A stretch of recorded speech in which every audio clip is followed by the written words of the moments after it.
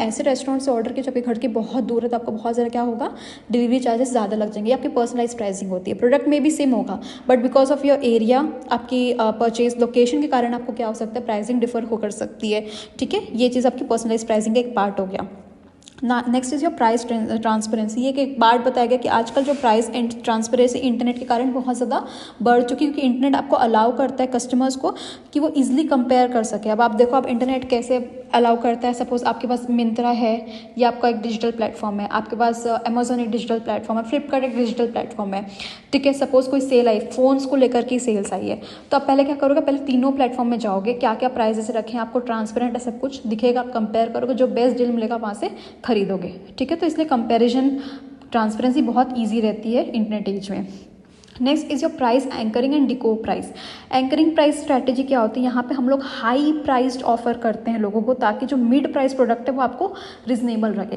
ये एक स्ट्रैटेजी होती है। सपोज हमने कोई एक प्रोडक्ट लॉन्च किया जिसका प्राइस 500 है, बट वो भी लोगों को बहुत ज़्यादा लग रही है, हमें ये दिखाना है कि वो एकदम मिड प्राइस रेंज है, वो ज़्यादा प्राइस नहीं, हम क्या करेंगे, उससे ज़्यादा हाई प्राइस चीज़ों को ऑफर करेंगे ताकि वो छोटा लगे।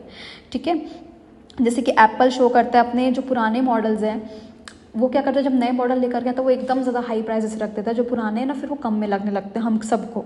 ठीक है, ऐसे डिको में जस्ट अपोजिट क्या होता है कि हम लोग इसमें लेस अट्रैक्टिव प्रोडक्ट भी लॉन्च कर देते हैं जिसका प्राइसेस बहुत कम होता है, ताकि हमारा जो मिड वाला है वो बहुत ज़्यादा हाई लगे लोगों को। ठीक है, जैसे बेसिक स्टैंडर्ड प्रीमियम टायर्स दिए जाते हैं सब्सक्रिप्शन में।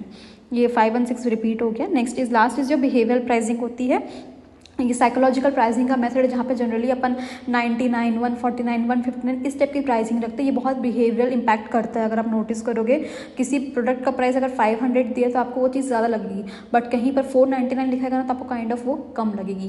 तो ये एक साइकोलॉजिकल प्राइसिंग होती है। This is your pricing in the internet age. Coming to the next session, that is your advertisement in the internet age. हमने प्राइसिंग देख ली कि क्या क्या प्राइसिंग होनी चाहिए, कैसी प्राइसिंग होती है, क्या क्या नई नई चीज़ें ऐड हो चुकी है, क्या क्या नहीं हुई है।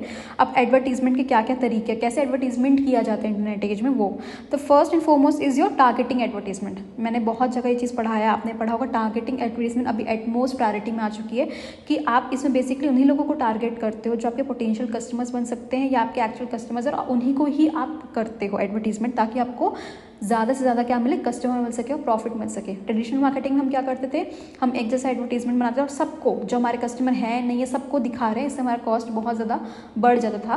बट आज क्या हो रहा है ना, हम उन्हीं लोगों को दिखा रहे हैं जो हमारे टारगेट ऑडियंस है, उन्हीं को हम क्या कर रहे हैं, अपना मार्केटिंग करने की कोशिश कर रहे हैं। Second is social media marketing. इस हम लोग बेसिक सोशल मीडिया प्लेटफॉर्म्स में जैसे लिंक्डइन, टिकटॉक, ये सब का यूज़ कर रहे हैं, इंस्टाग्राम्स का यूज़ कर रहे हैं, ताकि हम अपने प्रोडक्ट को एडवर्टाइज कर सकें।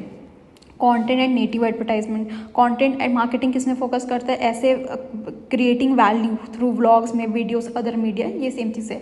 आप ये चीज़ इंस्टाग्राम में भी देखते हो, जो बड़े बड़े कंटेंट आते हैं, व्लॉग्स लोग लिखते हैं प्रोडक्ट के बारे में, वीडियोस डालते हैं, रिव्यू डालते हैं, सब कंटेंट मार्केटिंग का पार्ट है। वाइल नेटिव एड्स क्या होता है कि बहुत seamlessly perform content, platform contents होते हैं कि जो बहुत मेथड क्या बिल्ड ट्रस्ट बिल्ड करने में हेल्प करता है, लेकिन इसके लिए क्या ज़रूरत होती है, कंसिस्टेंट क्रिएटिविटी की और सक्सेस की। एक होता है वीडियो एडवर्टाइजमेंट। वही हम वीडियो के थ्रू, आप देखते हो टिकटॉक रील्स में लोग बताते हैं ना वीडियो में कि हाँ आप ये प्रोडक्ट यूज़ करिए, बहुत अच्छा, ये अच्छा, वो अच्छा, that is your video. SEM मैंने अभी आपको पढ़ाया। Influencer marketing is a part of video marketing. हम वीडियो मार्केटिंग इससे करवाते हैं, इन्फ्लुएंसर से करवाते हैं, जो कि ऑलरेडी बहुत अच्छा, उनके जिनके पास कस्टमर बेस बहुत अच्छा, जिनके फॉलोवर्स बहुत अच्छा, हम उनका यूज़ करके क्या करते हैं, उनको बोलते हैं हमारा प्रोडक्ट प्रमोट करो। रीटारगेटिंग एंड रीमार्केटिंग क्या होता है, this targeting shows ads to users who previously interacted with website और ऐप। इसमें आप देखते हो कि कभी आप कोई वेबसाइट, अगर सपोज आपने इंस्टाग्राम में कोई आपको ऐड दिख गया, आपने उस ऐड में क्लिक कर गए, आप वेबसाइट पहुंच गए, आपने कुछ चीज़ें देखी, स्क्रॉल की, फिर आप हट गए, तो वो लोग क्या करते हैं पता है, उनके पास ये डेटा आ जाता है, फिर वो उसी डेटा को यूज़ करता है, अच्छा ठीक है ये बंदा आया था, देखा, उन्हीं को वो क्या करते हैं, एडवर्टीजमेंट दिखाते हैं और दिखाते हैं, मैसेजेस भेजते हैं, पर्सनलाइज मैसेज भेजते हैं, ताकि आप आओ और फाइनली आप क्या करो, उस चीज़ को बाय करो। ठीक है, लास्ट इज इमर्जिंग टेक्नोलॉजीज, मतलब नए नए टेक्नोलॉजीज का यूज़ करके, AI जिसमें हम लोग पर्सनलाइज एड यूज़ करते हैं, AR VR, ये सब चीज़ों को यूज़ करके क्या कर रहे हैं, एडवर्टीजमेंट कर रहे हैं इंटरनेट एज में। This is your advertisement in the internet as.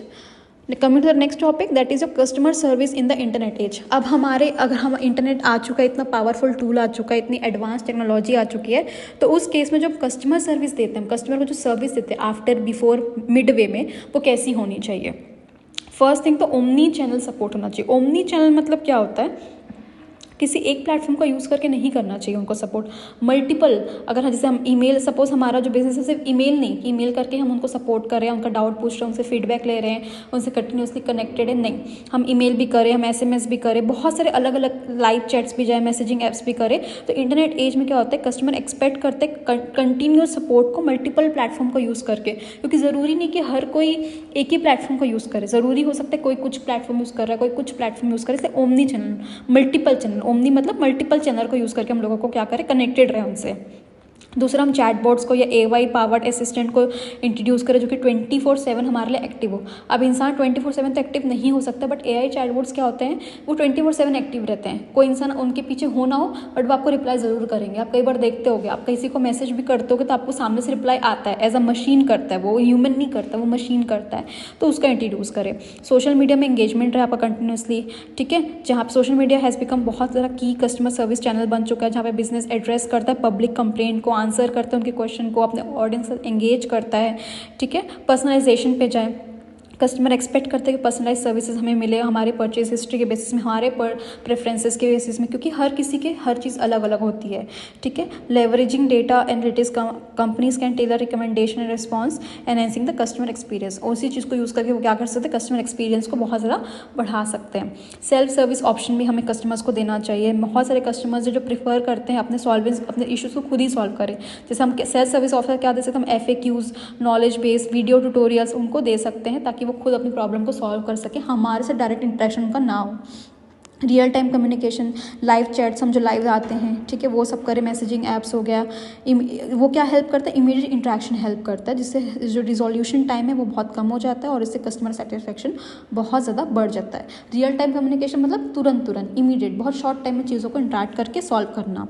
Proactive support देना, कंपनीज बहुत सारे ऐसे एनालिटिक्स को यूज़ करती है जिससे वो पहले से ही समझ जाती है कि कस्टमर को कहाँ प्रॉब्लम हो सकता है और कहाँ नहीं। वो कैसे समझती है, उनका डेटा यूज़ करके, उनके सर्चिंग हिस्ट्री को देख करके, उनके नीड्स को समझ करके, वो ऐसे कुछ एनालिटिक्स आ चुके हैं, ऐसे कुछ ऐप्स, ऐसे कुछ सिस्टम्स आ चुके हैं जो उनको जब तक एहसास हो कि उनसे इशूज़ हो रहे हैं उससे पहले वो कंपनी को खुद ही एहसास हो जाते हैं, ताकि वो सपोर्ट उनको टाइमली दे पाएँ। लास्ट इज जो रिव्यूज़ एंड फीडबैक्स, जो ऑनलाइन रिव्यूज़ होते हैं वो कस्टमर के परसेप्शन को बहुत ज़्यादा बनाता है, वो वही बताता है जो उन्होंने एक्सपीरियंस किया है। तो कंपनी को हमेशा मॉनिटर करना चाहिए ऐसे फीडबैक्स पे और रिस्पॉन्ड करना चाहिए प्रोफेशनली उनके क्रिटिसिज्म को भी, चाहे वो अच्छा बोले या बुरा बोले, कुछ भी बोले, उनको हमेशा रिस्पॉन्ड करना चाहिए अच्छे तरीके से और उस इंसाइट्स को यूज़ करके अपने प्रोडक्ट एंड सर्विसेज में डालना चाहिए। So this is your session number 4, 5 and 6। Next video में मैं आगे के सेशन कवर करने वाली हूँ। For now, thank you.